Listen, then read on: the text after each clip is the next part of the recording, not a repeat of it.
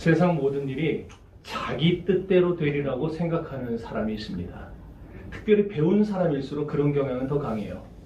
내가 생각하는 대로 되지 뭐. 내가 맘먹은 대로 다 될 수 있지. 그런데 세상을 살아보세요. 내가 맘먹은 대로 되는 일이 과연 얼마나 되는가? 없어요. 이것저것 어려움에 부딪혀 봐야 그제서야 깨닫죠. 세상 참 만만한 게 아니구나. 이야, 우리 아버지 우리 어머니 어떻게 살았을까? 그거 아는 거예요. 내 뜻대로 되는 거는 하나도 없습니다. 그렇다면 왜 세상 일이 내가 뜻한 바대로 되지 않는가? 내가 세운 계획이 왜 항상 중도에 어그러지고 자꾸만 길이 막히는 이유가 도대체 뭔가? 그 이유는 하나님이 정하신 룰과 내가 생각하는 룰이 서로 다르기 때문입니다. 내가 제 아무리 유능하다 한들 내가 세상에서 내 뜻한 바대로 아무리 해봐도 되지 않는 이유는 하나님이 세상을 창조하실 때에 이 세상에 정해놓으신 룰이 있는데 그 룰대로 세상이 움직여가는 것이지 내 생각대로 내 방법대로 움직여지지 않기 때문에 그렇습니다. 그러므로 여러분이 오늘에 만약 무엇인가를 새로 해보려고 결정하시면서 내가 이제 뭘 해봐야 되겠다 생각하시면서 여러분의 생각대로 여러분의 방법대로 여러분의 뜻대로 그것을 또다시 설계하고 시도해 본다면은 그것은 얼마 못 가 다시 무너지고 마는 그런 실패를 전제하는 계획에 불과하다는 사실을 알아야 됩니다. 인생은 간단합니다. 하나님이 만드신 세상에서 내 생각과 내 방법과 내 룰대로 사는 것이 아니라 내가 하나님이 세워주신 룰에 따라서 그 방법에 따라서 세상을 살아가야 한다는 것입니다. 여러분, 나 여호와는 빛도 짓고 어둠도 창조하며 나 여호와는 평안도 짓고 환난도 창조하였나니 나는 여호와라 내가 이 모든 일을 행하는 자 아니라. 이사야 45장 7절의 말씀입니다. 이 말씀처럼 하나님은 모든 것을 다 하나님의 기준에 의해서 운행해 가세요. 하나님은 환난도 짓고 하나님은 평안도 짓고 하나님은 축복도 짓고 하나님은 어둠도 짓고 하나님은 빛도 짓고 모든 것이 다 하나님 손에 달려있다. 이것을 잘 보여주는 것이 이스라엘의 출애굽 사건과 광야 생활입니다. 천신만고 끝에 애굽에서 나왔어요. 이스라엘 백성들은요 나올 때만 해도 금방 가나안으로 들어갈 걸 그렇게 생각을 했어요. 그래서 자기들 나름대로 여기저기 다 따져보고 그냥 가고 싶은 길로 가자. 근데 하나님은 멀리 빙 돌아가지고 저 홍해가로 인도하시더니 거기서 홍해를 건너 그 시내산에서 율법받고 1년 넘게 기다리게 하시고 빙빙 돌리다가 나중에 40년 만에 가나안 땅에 들어가게 됩니다. 자기들이 원하는 길로 가려고 했어요. 자기들이 생각하는 방향으로 가려고 했어요. 그랬더니 그것이 도리어 그들에게 올무가 돼서 40년 동안 원치 않는 세월을 보내게 됐던 것입니다.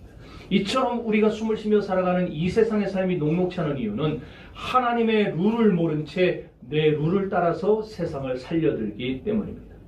지난 수천 년간 세상은 철학이 지배해왔어요. 철학은 우리들에게 두 가지 명제를 질문합니다. 인간은 도대체 어떤 존재냐? 또 하나는 인간은 과연 어떻게 살아야 하느냐? 이에 대해서 철학은 이렇게 대답을 합니다. 우리 인간은 호모 사피엔스적인 존재다. 다시 말해서 이성을 가지고 자기의 주관을 가지고 자기의 판단대로 결정할 수 있는 그런 존재가 인간이다 이 말이에요. 만물의 영장이라는 거죠. 그러다 보니까 이 생각이 깊어지면서 오늘날 현대인들은 가장 중요한 존재가 누구냐? 나예요, 나. 내가 세상의 중심입니다. 내가 제일 중요합니다. 더 나아가서 이런 행동이 굳어지면은 신도 필요 없고 절대자도 필요 없어요. 세상 보세요. 무신론자들이 얼마나 많습니까? 신 없어도 좋다는 거예요. 내가 있으면 되고, 나 돈 잘 벌고, 나 건강하고, 나 하고 싶은 거 다 할 수 있는데 뭐가 필요하냐고. 이런 생각을 가진 대표적인 철학자가 니체였어요.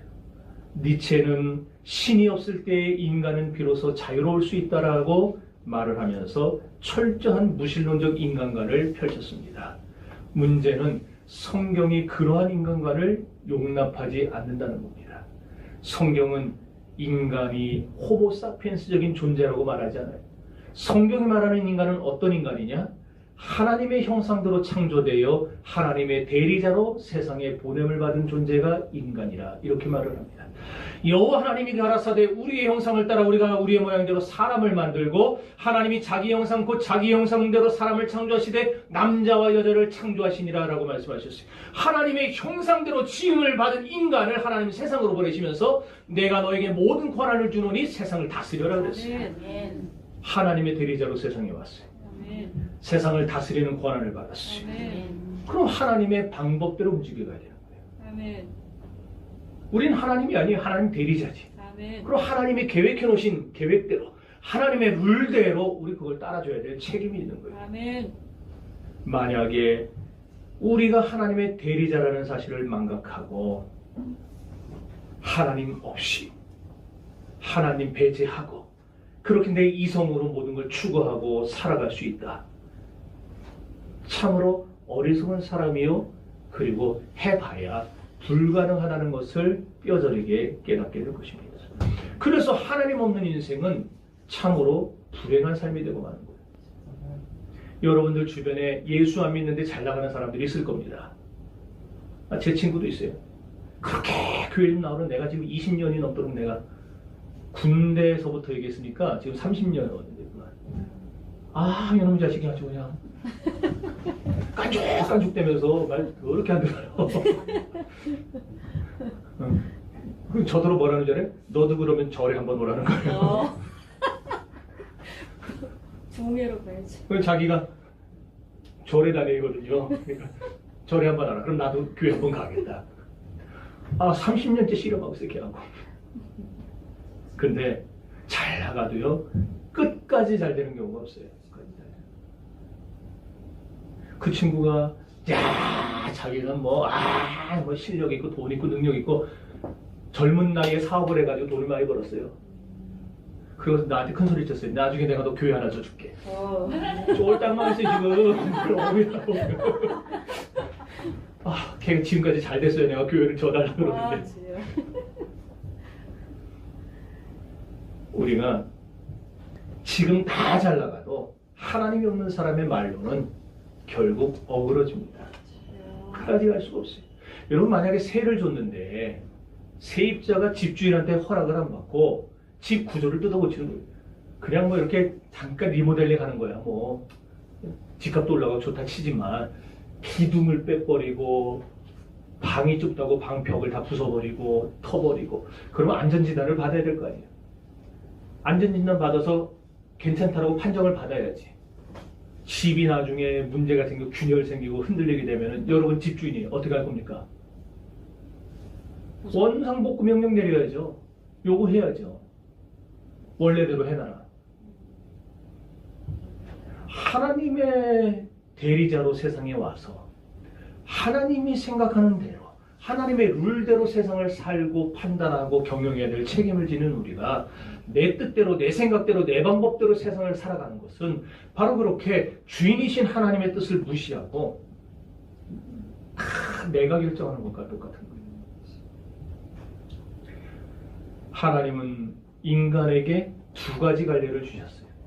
하나는 세상에서 살게 하신 것이고 또 하나는 이 세상에서 삶이 끝난 이후에 반드시 천국이든지 지옥이든지 가도록 만들어 놓으셨다는 겁니다. 하나님의 룰이에요. 그러므로 내가 아무리 지금 하나님이 없다 해봐야 소용없어요. 너 천국 봤냐? 너 지옥 봤냐? 여러분 그런 소리 들어볼 거 아니에요. 전도하다 보면. 암만 그래봐야 소용없어요. 지금은 그럴 수 있겠지만 마지막 날에 모든 것이 확연하게 드러나는 날에 그때는 끝나는 거예요. 근데 하나님은 그 내세의 삶이 무엇으로 결정되게 하는가? 지금 이 순간 내가 몸담고 살아가는 세상에서 과연 예수 그리스도를 영접했느냐 영접하지 않았느냐 그걸로 우리의 내세가 결정되도록 하나님이 룰을 만들어 놓으셨다는 거예요. 그래서 히브리서 11장 6절에 보면은 믿음이 없이는 하나님을 기쁘시게 못하나니 하나님께 나아가는 자는 반드시 그가 계신 것과 그가 또한 자기를 찾는 자에게 상 주시는 이심을 믿어야 할지니라 그랬어요. 아멘. 믿음이 있어야 하나님을 기쁘시게 할 수 있고, 아멘. 믿음이 있어야 내 방법대로 살지 않고 하나님의 방법대로 살 수 있고, 아멘. 믿음이 있어야 우리가 하나님이 주시는 상급을 기대하며 살 수가 있는 거예요. 아멘. 여러분, 세상에 살 때 믿음이 있어야 됩니다. 아멘. 이 세상은 예수를 믿음으로 구원받는 것이지 믿음 없는 구원은 있을 수가 없습니다. 그래서 천하 인간에 우리에게 구원받을 만한 이름을 주신 적이 없다. 사도행전 4장 12절에서 그렇게 말하지 않습니까? 문제는 천국 가서 모두가 똑같은 상급을 받는 게 아니에요. 천국에 가면은 이 세상에서 살 때에 하나님을 위해서, 교회를 위해서, 그리고 사명을 위해서 행한 만큼 하나님의 상급이 달라집니다. 내가 이 세상에서 내 생명을 바쳐가며 주의 일을 한 사람과 설렁설렁 그냥 썬데이 신자로 다닌 사람과 천국에 가서 똑같은 취급을 받지 않습니다. 그러므로 오늘 짤막한 세상 속에서 내가 어떻게 살아가야 되느냐, 내가 무엇을 의지하며 살아가야 되느냐, 내가 과연 누구를 중심으로 이 세상을 살아야 되느냐 하는 것만큼 중요한 문제는 없는 것입니다. 인간은 무엇으로 삽니까? 사람들은 저마다 대답이 달라. 어떤 사람은 돈으로 산다고 그럽니다. 그래서 그런 사람들은 돈 버는 일에만 혈안이 되어 있어요. 돈 되는 일이라면은 뭐 앞뒤를 가리지 않습니다. 막 수단과 방법을 가리지를 않아요. 어떤 사람은 힘으로 산다고 생각합니다. 그래서 세상에 있는 그 권력의 힘을 추구하고 지식의 힘을 추구합니다. 힘이 있으면 다 할 수 있다고 생각하는 거예요. 그러나 그렇게 살아가는 것은 인생의 정답이 아닙니다. 인생은 그러면 무엇으로 사는가? 어떻게 살아야 하느냐? 인생은 하나님의 은혜로만 살 수 있습니다. 아멘. 하나님의 은혜로만 구원을 받는 겁니다. 하나님의 은혜로 환난과 시련을 극복하고 하나님의 은혜로 인도받아 인생을 우리가 살아가야 되는 거예요. 이러한 삶의 원리를 가장 잘 보여주는 것이 오늘 이 본문의 말씀입니다. 다윗은 사울왕을 피하여 13년 동안 도망을 다녔어요. 때로는 외국에 망명도 해봤어요. 그것도 여의치 않아서 이스라엘의 엔게디 골짜기에 있는 그 동굴로 숨어들었습니다. 엔게디 동굴에 숨어서 가쁜 숨을 몰아쉬고 있을 때에 막 조여오는 사울의 군사들로 인해서 다윗은 최후를 생각하기에 이르릅니다. 그런데 그 절망적인 상황에서 다윗은 간절한 기도를 통해 하나님의 구원을 경험하고 훗날 사울이 죽은 후 이스라엘의 왕위에 등극하게 됩니다. 그가 이스라엘의 왕이 돼서 그 옛날 엔게디 동굴에서 겪었던 일을 생각하는 거예요.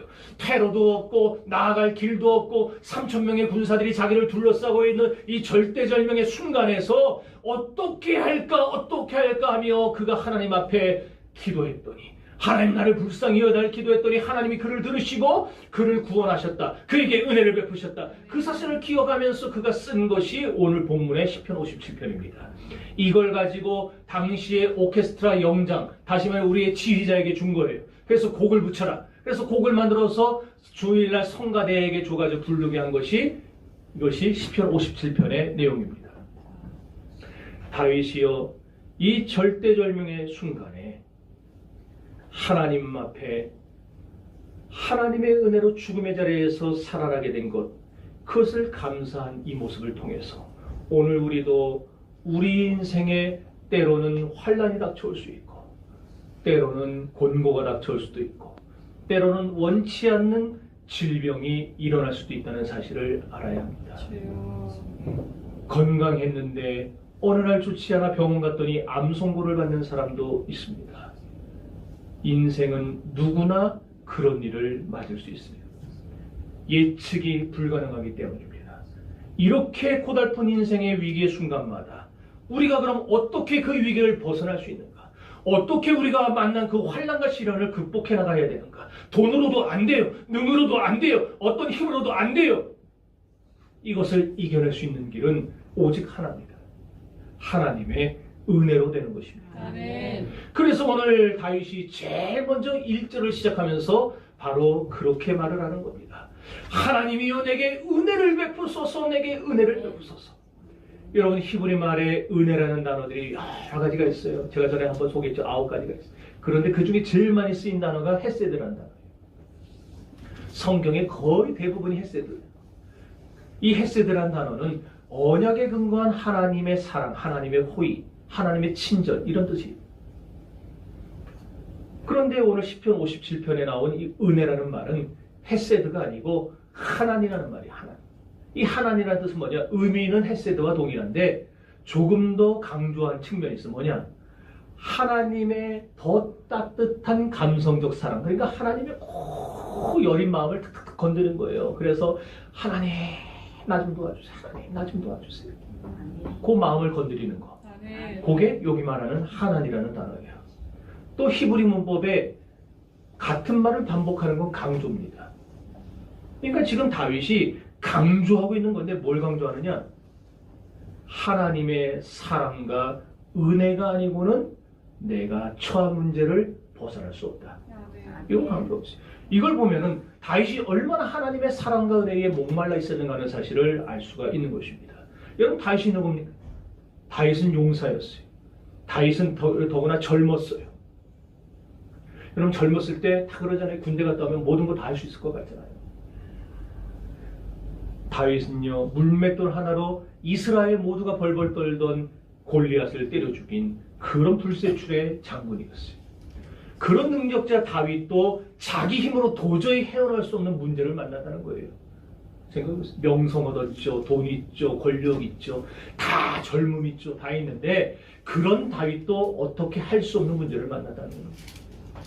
그러니 우리라고 안 만나겠습니까? 우리 앞에 그런 일이 없겠습니까? 그럴 때에 살 길은 뭐다? 살 길은 하나님의 은혜를 입는 것밖에 없다. 그래서 다윗이 하나님의 은혜를 구하는 겁니다. 하나님, 내게 은혜를 주세요. 은혜를 주세요. 오늘 다윗은 자신의 힘을 의지하지 않았어요. 자신의 젊음을 의지하지도 않고 자신의 용기나 경륜을 의지하지도 않았습니다. 그가 의지한 것은 오로지 하나님의 은혜였어요. 여러분 여기서 우리가 뭘 깨닫습니까? 은혜는 누가 받느냐? 은혜는 목말라 하는 사람이 받게 되어 있어요. 사슴이 시냇물을 찾아 갈급하듯이 내 영혼이 주를 갈급해합니다. 주님을 목말라 하면서 찾는 사람. 이건 일부의 얘기 안 했어요. 일부 틀린 사람도 알아요. 했는지 안 했는지. 목말라는 사람이다. 아멘. 여러분 은혜 목말라 하시기를 바랍니다. 아멘. 다윗이 오늘 그렇게 기도하고 있어요. 은혜 목말라면서 그 은혜를 달라고 하나님 내게 은혜를 베푸소서 내게 은혜를 베푸소서. 내가 지금 직면한 이 절박한 위기는 내 어떤 힘으로 이겨낼 수 없습니다. 해결이 안 됩니다. 하나님의 은혜로만 해결이 됩니다. 그러니 내게 은혜를 베풀어 주셔서 이 절박함 속에서 벗어나게 해달라고 여기서 우리는 다윗의 믿음을 보게 되는 것입니다. 여러분 13년을 쫓아오는 사울왕 군사들에게 대응할 만한 수단도 없고 방법도 없어요. 한계에 부딪혔습니다.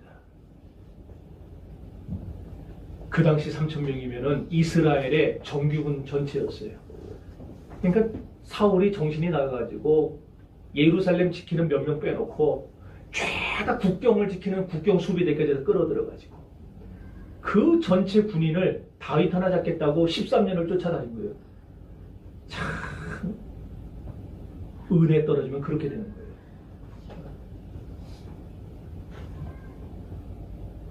여러분 오늘 저와 여러분이 기억해야 할 것은 은혜로 위기를 극복하고 은혜로 만 가지 환난을 이겨나갈 수 있다는 것입니다.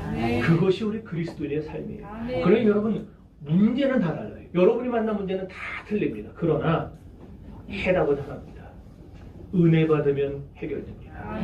하나님이 은혜 받으면 하나님이 은혜 주시면 우리가 그 문제를 이겨낼 수가 있는 것이에요. 그럼 도대체 은혜는 뭐냐? 은혜는 긍휼입니다. 다른 말로 불쌍히 여긴다는 거예요. 불쌍히 여긴다. 오늘 본문의 1절 이 은혜라는 말을 예전에 가졌던 개역 성경에서는 그래서 긍휼이라는 말로 번역을 했어요. 여호와여 나를 긍휼히 여기시고 나를 긍휼히 여겨 주시옵소서. 그 은혜는 하나님이 나를 긍휼히 여겨주는 거예요. 하늘에서 보시면서 황 목사를 보시고 여러분을 보시면서 야 도저히 안 되겠다. 내가 도와주지 않으면 큰일 나겠다. 참 불쌍하다. 이 마음을 먹어주시는 것. 이게 은혜예요. 여러분 꼭 부탁드리는 거는 모든 문제는 하나님이 나를 불쌍히 여기시는 데서부터 매듭이 풀어지고 문제가 해결된다는 사실을 잊지 마시기를 바랍니다. 이 은혜를 10절에서는 또 다른 말로 표현했는데 인자라는 말로 표현을 합니다.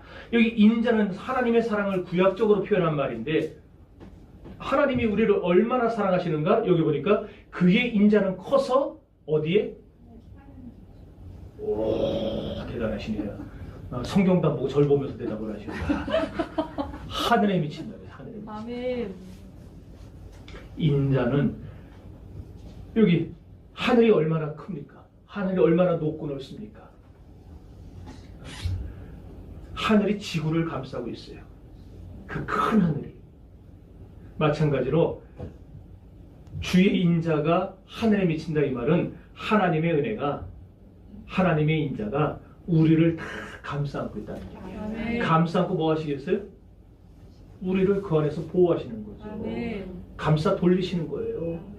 이거 태초에 하나님 천지를 창조할 때 모습이랑 똑같아요. 창세기 1장 여호와의 신은 하나님의 신이 수면에 운행하시니라 그 말이에요. 지구를 감싸 돌리면서 하나님이 이 창조된 지구를 보호하시고 인간을 보호하시고 아멘. 그것처럼 하나님은 지금도 하나님의 은혜로 여러분을 감싸 돌리면서 어떤 어려움과 문제가 와도 환난이 와도 넘어지지 않도록 주님이 보호하신다. 그 얘기예요. 아멘. 마태복음 14장에 보면 수많은 사람들이 주님을 찾아왔는데 병든 자들입니다. 굶주린 자들이에요. 당시의 위정자들에게 착취당해서 어디 가야 위로받지 못하고 세상 살맛 안 나는 그런 사람들이었어요. 그런 사람들이 예수님을 찾아왔을 때에 벳세다 들판에서 하루 종일 말씀을 듣다 저녁이 되니까 배가 고파요. 오죽했으면 예수님이 그냥 돌려보냈다면 다 쓰러져 죽겠다 그러셨겠어요. 그래서 예수님이 그들에게 오병이의 기적을 행하시게 되는데 거기 보면 중요한 단어가 나옵니다. 거기에 어떻게 기록되어 있느냐? 예수께서 보시고 저들을 불쌍히 여기사 그랬어요. 불쌍히 여기시고 나서 예수님이 오병이의 기적을 행하셔요. 예수님이 불쌍히 여기시면 다 되는 겁니다. 아멘. 오늘 여러분들이 하나님이 여러분 보실 때 여러분을 불쌍히 봐주셔야지. 아멘. 아이고 나 없어도 잘 산대. 아이고 해봐라. 이렇게 되면 안 되는 거예요. 그 많은 무리를 예수님이 불쌍히 여기시니까 먹이고 12광주리가 남는 역사가 일어나요. 여러분 오병이어 기적은요 예수님이 그들을 불쌍히 여기는 순간부터 일어난 거예요. 우리 성경엔 순서가 그렇게 돼 있어가지고 마치 축사하시고 떼어주시는 순간에 기적이 일어난 것 같이 나와 있는데 원래는 예수님이 마음에 불쌍히 여기시던 순간에 이미 기적은 시작된 겁니다. 마찬가지예요. 여러분 어떤 문제를 만났습니까? 여러분이 지금 어떤 인생의 아픔을 겪고 있습니까? 예수님이 여러분을 불쌍히 여겨주시면 됩니다. 하나님의 은혜 받으면 됩니다. 그러면 여러분 무엇에 우리가 매달려야 되겠어요? 하나님의 은혜 받는 일에 힘쓰시기를 바라요. 아멘이 그것밖에 안 나오죠. 다 말라 비틀어져가지고 이런 말 하지 말라 그러더라고요. 저도 우리 집사람이.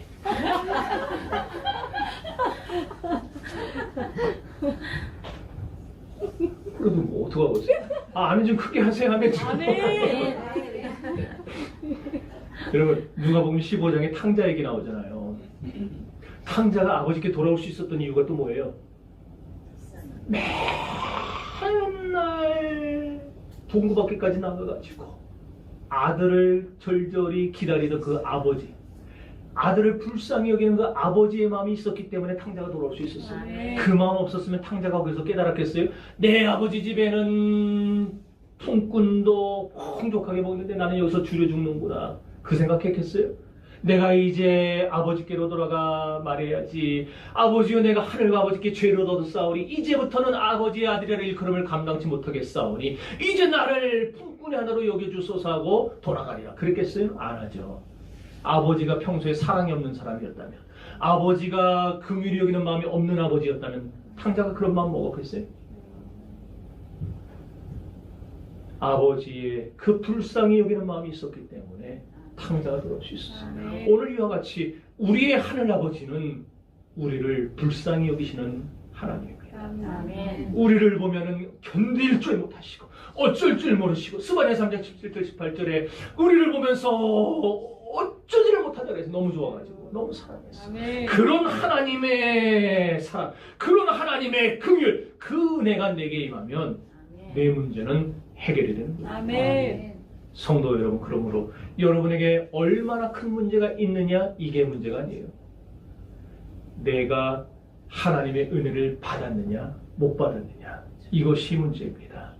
하나님이 나에게 은혜를 주실 것인가, 하나님이 나에게 은혜를 주시지 않을 것인가가 내 인생의 가장 시급한 문제라는 사실을 아시기를 주의 이름으로 축원합니다. 여러분, 은혜 받으면 사람이 달라져요. 은혜 받으면 환경이 달라져요. 은혜 받으면 상황도 달라지게 되어 있어요. 다윗이 그걸 안 거예요. 지금 도망갈 데도 없어요. 앞에는 3,000명의 군사가 잔을 잡고 있어요. 어디 도저히 빠져나갈 구멍이 없는데 다윗은 은혜 받으면 된다, 이 사실을 알았어요. 그런 하나님의 은혜를 구하는 거예요. 하나님 해달라고 해달라고. 나를 불쌍히 여겨달라고. 나를 불쌍히 여겨달라고. 이 기도가 하나님의 마음을 움직입니다. 그러면 도대체 이런 하나님의 은혜는 어떻게 받느냐? 1절에 보니까 내 영혼이 주께로 피하되 그랬어요. 하나님께 피해야 받아요. 다시 말해서 주님께 나와야 받아요. 하나님께 나와야 받지. 하나님께 나와야 은혜를 주시는데 한 번 나오고 땡 쳐야 되겠어요? 계속 나와야 되겠어요? 아주 많은 대답은 계속 나와요. 계속 나와요. 수요도 나오고 금요도 나오고 새벽도 나오고 계속 줄기차게 나와야 돼요. 여기 지금 찔릴 사람들이 있어요. 여기. 계속 나와야 돼요. 왜? 주신다고 했으니까. 제가 뭐라 그러면 안 그래요, 저. 근데 성경대로 가르치고 있는 거예요. 은혜 받으려면 주님 찾아가야지. 주님의 품 안에 있어야지. 오늘날 교인들 중에 교회는 나오는데 세상적으로 사는 사람이 얼마나 많습니까? 분명히 교회 다니는 줄 아는데 세상에 나서 그냥 세상 사람하고 똑같이 살아요. 예수 아래에 있어야 은혜 받고 예수를 찾아 나와야 문제가 해결되는 것입니다. 여러분, 다윗 지금 1승 1대 위기에 빠져 있다고 했어요. 오늘 다윗이 당한 위기가 어느 정도 있느냐, 6절 읽어봅니다. 시작. 그들이 내 거름을 막으려고 그물을 준비하였으니 내 영혼이 억울하도다. 그들이 내 앞에 웅덩이를 갔으나 자기들이 그 중에 빠졌도다. 셀라. 아멘. 자, 지금 다윗이 아까 어디 있다 그랬어요? 동굴에 있다 그랬죠? 엔게디 동굴에. 자, 그럼 여기 그들이 누구냐? 다윗을 잡으려고 사울이 보낸 3,000명의 군사예요. 경기도만한 땅덩어리에 3,000명 풀었으면은 이거는 뭐 13년이 뭐예요? 이거는 일주일이면 잡아요, 일주일이면. 그런데 13년 동안 다윗이 도망다닐 수 있었어요. 테러가 다 차단됐고. 그러나 다윗도 지금 죽음을 준비하고 있는 거예요. 최후를 준비하고 있어요. 그러면서 마지막 순간에 그가 하나님 앞에 기도하기를, 하나님, 내게 은혜를 주세요. 나를 불쌍히 여겨주세요. 그렇게 간절히 기도하는데 그때 기적이 일어납니다. 그래서 하나님의 은혜 날개 아래서 주님이 다윗을 보호하시고 지켜주시고 살려주세요. 여러분, 세상 사람들에게는 끝이 진짜 말 그대로 끝입니다. 세상 사람, 이젠 끝이야. 그건 끝이에요. 그런데 우리 그리스도인들에게는 끝이 절대 끝이 아닙니다. 우리에게는 끝이라 생각하는 그 순간에 새로운 길이 열려지게 되어 있어요. 내가 하나님의 은혜를 받기만 하면, 하나님이 나를 긍휼히 여겨주시면 도저히 헤어나올 수 없는 막다른 길에 도달했어도 하나님이 거기에 또 다른 문을 열어주시고 우리로 하여금 나아가게 하시는 거예요. 이 사실을 믿으시기 바랍니다. 여러분, 이렇게 우리는 하나님의 한량없는 은혜로 살아가는 거예요. 그래서 가스펠 중에 그런 찬양이 있지 않아요? 한량없는 은혜, 갚을 길 없는 은혜, 내 삶을 에워싸는 하나님의 은혜, 나 주저함 없이 이 땅을 밟음도 나를 붙드시는 하나님의 은혜. 이쯤 했으면 반주가 나와야 되는데 우리 하영이가 어제 2시간 반을 연습을 하고 왔어요. 오늘 또 정다영 집사님이 오늘 또 시골에 일이 있어서 가는 바람에 하영이한테 1부 2부를 잡더니 이야 대단해요. 내가 어제 너무 예뻐가지고 저 위에서 듣는데 아니 시간이 한참 됐는데 안 가요. 소리가 다 들리거든요 이게. 그래서 내가 탁 음료수를 사다가 하영이한테 탁 줬던 것이었다. 아 얼마나 그 여기서 연습을 한번 하는데 이쁜지 하나님이 다 보세요. 아멘. 본인이 하면 해야지. 딴 사람이 해봐요. 네. 하나님이 다 기억하실 겁니다. 하나님 축복하실 겁니다. 아멘. 사람은 하나님의 은혜로 살아요. 아멘. 하나님의 은혜가 참다운 사람을 만듭니다. 그럼 하나님은 이 놀라운 은혜를 언제 누구에게 주시는가? 아까 말한 대로 하나님께 피하는 사람, 아멘. 하나님께 기도하는 사람, 아멘. 이런 사람에게 은혜를 주세요. 그래서 오늘 본문에 보면 다윗의 기도의 특징이 나오는데 3가지입니다. 첫째로 부르짖는 기도였어요. 다윗의 기도는. 2절에 봅니다. 내가 지존하신 하나님께 부르짖으며 그랬어요. 여기 지존하시는 하나님이라는 말은 뭐냐? 지극히 높은 곳에 계시는 하나님. 이 하나님께 다윗은 부르짖었어요. 이 하나님께 매어달렸어요. 여러분 기도할 때 힘을 내서 부르짖어 보시기 바랍니다. 기도하자 그러면은 쥐야 하고 팍 쓰러져 이러지 말고 부르짖어. 왜 하나님 귀가 먹었냐? 조용히 하면 못 듣냐? 물론 들어요. 신음소리도 다 들으세요.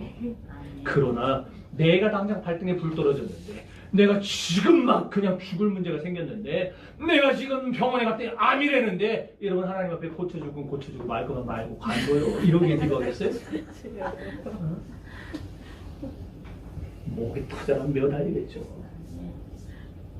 하나님 앞에 문제 있는 사람들은 매어달리세요.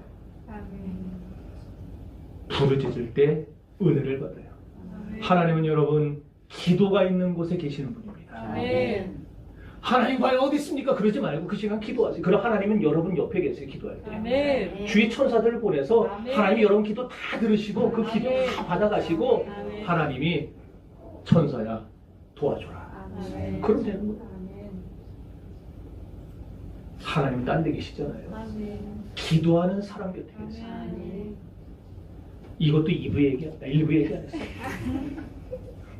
수지 맞은 자세. 그래서 아멘 잘 하셔야 되는데 여러분 기도 많이 하시기를 주의 이름으로 축원합니다. 아멘. 기도가 있으면 다 있는 거고 기도가 없으면 다 없는 거예요. 다 없어. 물론 너무 기가 막히면 기도 안 나옵니다. 저도 그런 경험이 있어요. 하도 기가 막혀가지고 왜 기가 막혔는지 얘기 안 할게요. 제가 옛날에 시간이 길어져요. 기도하려고 나왔는데 기도가 안 나오고 뭐만 나오는지 이것만 나왔어요. 그냥 그렇게 몇 시간 그러다가 왔어요. 안 나와요. 기도줄이 안 잡혀요. 그래도 여러분 그런 일 만나도 기도하러 나오세요. 아멘. 기도 자리에 나와 있는 것 자체가 기도입니다. 아멘. 하나님이 아시거든요. 아멘. 아, 제가 지금 무슨 마음으로 나왔구나. 제가 지금 어떤 상황이구나. 그래서 거기까지 그 모든 것 다 이겨내고 나와서 성전에 엎드리는 그 모습을 보시고 하나님이 우리를 불쌍히 여기시는 거예요. 아멘. 여러분 끝까지 기도줄 붙잡는 사람이 사는 겁니다. 아멘. 내가 일하면 내가 일한 만큼 되는 거지만 그냥 내가 일하는 걸로 끝나요. 그러나 내가 기도하면 하나님이 대신 일해 주십니다. 아멘. 여러분이 한 거와 비교가 안 될 정도의 결과가 나옵니다. 아멘. 여러분 기도하세요. 개인을 위해서도 기도하시고 가정을 위해서도 기도하시고 교회를 위해서도 기도하시고 아멘. 나라와 민족을 위해서도 기도하시고 아멘. 그래야 하나님이 우리의 기도를 통해서 하나님의 뜻과 계획을 하나님의 역사를 일으켜 가시는 거예요. 아멘. 시간 나면 여러분들 기도하러 나오세요. 옛날보다 많이 좋았어요. 작년에 제가 처음 부임했을 때보다는 우리 교인들이 그래도 이제는 가끔씩 와서 기도하는 소리가 들려요. 제 소망은 빨리 우리 교회 부흥해서 24시간 계속 기도 체제로 돌리는 겁니다. 아멘. 그냥 딱 불침번을 정해가지고 24시간 릴레이 기도 시키는 거. 아멘. 농담 아니고 진짜 할 거예요. 할렐루야. 교회 부흥 되면. 매 시간마다 사람 정해가지고 매 돌리는 거예요. 24시간 기도의 불을 밝히는 거예요. 아멘. 아, 죽었다 이 생각 듭니까? 기도하면 사람이 돼요. 아멘. 기도하면 능력자가 되고, 아멘. 기도하면 은혜자가 되고, 아멘. 기도하면 축복자가 됩니다. 아멘. 기도하면 다 되는 거예요. 여기 보면 또 다윗의 기도는 어떤 기도냐? 감사하는 기도였어요. 감사하는 기도. 9절 보세요. 9절. 내가 주께 감사하오며 그랬어요. 내가 주께 감사하오며. 기도에는 감사가 있어야 됩니다. 아멘. 여러분, 하나님 앞에 감사하면서 신앙생활 하시기 바랍니다. 아멘. 그리고 세 번째 다윗의 기도의 특징은 뭐냐? 새벽 기도했다는 거예요. 새벽 기도. 자, 8절 한번 보세요. 읽어봅시다. 시작. 내 영광을 깨지어라. 비파야 수고가 깨지어라. 내가 새벽을 깨우리로다. 아멘. 여러분, 내가 새벽을 깨우리로다. 새벽 기도했습니다. 여러분, 우리가 왜 기도해야 되느냐? 이사야 30장 18절을 보면 우리가 기도해야 될 이유를 정확히 말해줍니다. 여호와께서 기다리시나니 이는 너희에게 은혜를 베풀려 하심이라 그랬어요. 하나님 왜 기다리세요? 은혜 베푸시려고. 누구에게? 기도하는 너희에게. 아멘. 기도하는 사람에게 은혜 베풀어 주려고 하나님 기다리세요. 뭘 기다려요? 기도하기를 기다리세요. 그래서 기도해야 되는 거예요. 우리 목사님 왜 맨날 저렇게 그냥 수요도 나오라 금요도 나오라 저렇게 난리냐. 여러분 은혜 받게 하려고 그러는 거예요. 아멘. 나와야 은혜 받죠. 아멘. 나와야 입을 벌려야 먹여주지. 아멘. 그러잖아요. 애들 꼬맹이 애들 이유식 할 때 딱 뜨면은 애들이 알아서 딱 벌려. 그러니까 넣어주면 돼. 근데 좀 크면은 안 먹어요 애들이. 막 입을 잡고서 넣어야 먹지. 입을 알아서 벌리면 다 넣어줄 텐데. 여러분, 하나님은 우리의 기도를 들으시는데 우리의 기도를 들으시는 하나님은 어떤 하나님이냐? 2절에 보니까 나를 위하여 모든 것을 이루시는 하나님께로다 됐어요. 얼마나 멋진 말입니까? 아멘. 여기 나가 누구예요? 기도하는 나의 기도하는 나. 기도하는 나를 위해 모든 것을 이루시는 하나님께로다. 할렐루야. 아멘. 하나님 기도하면 하나님 다 이루어주세요. 여기 모든 것이란 말에는 진짜 말대로 모든 거예요. 여러분 질병 문제 들어있고 물질 문제 들어있고 가정 문제 들어있고 남편 문제 들어있고 아내 문제 들어있고 부모 문제 들어있고 자식 문제 들어있고 취직 문제 들어있고 결혼 문제 들어있고 아멘을 끝까지 안 해요. 네? 다 들었어요 여기에 이 모든 거에. 아멘. 기도하면 하나님이 무엇이든 다 들어주세요. 그것도 완벽하게 이루어주세요. 하나님은 찔끔찔끔 안 주십니다. 아멘. 오늘 왔으니 너 내일 오면 나머지 더 줄게 이러지 않으세요. 요거 주고 내일 오면 또 요거 주고 안 그러세요. 하나님은 줄 때 한 번에 팍 주고 아멘. 그 다음에 오면 그 다음에 또 팍 주고. 아멘. 그러니까 나올 때마다 수지 맞는 거예요. 그러니까. 아멘. 안 나오면은 손해 보는 거고 나온 사람이 수지 맞는 거예요. 아멘. 여러분 나오시기 바랍니다. 아멘. 수요 예배도 좀 나오시고 아멘. 금요 차례도 나오시고 아멘. 새벽 예배도 좀 새벽 예배 지금 이제 12명 14명이구나. 언제 그렇게 나오는데 이러지 말고 나머지 여러분 채우세요. 제가 우리 교회 새벽 예배 50명, 수요 예배 뭐 나중에 얘기니까. 아멘. 지금 뭐 저기 뭐 여러 하라고 하는 건데.